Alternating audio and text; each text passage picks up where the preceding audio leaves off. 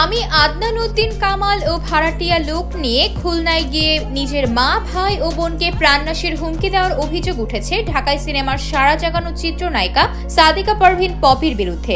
সম্প্রতি এই অভিনেত্রীর বিরুদ্ধে বাবার জমি দখলের অভিযোগ ওঠে। এ নিয়ে পপির বিরুদ্ধে খুলনার সোনাডাঙ্গা মডেল থানায় সাধারণ ডায়েরি করেছেন তার বোন ফিরোজা বেগম। পপি পারিবারিক জমি এককভাবে নিজের দখলে নিতে চান। এ নিয়ে পরিবারের সদস্যদের সঙ্গে তার দ্বন্দ্ব চরমে উঠেছে। মা, ভাই ও বোনদের পপির বিরুদ্ধে পাহাড়সম অভিযোগ। এ নিয়ে মুখে কুলুপ এঁটেছিলেন পপি ও তার স্বামী। এ প্রসঙ্গে জানতে একাধিকবার যোগাযোগ করা হলেও তাদের সাড়া পাওয়া যায়নি।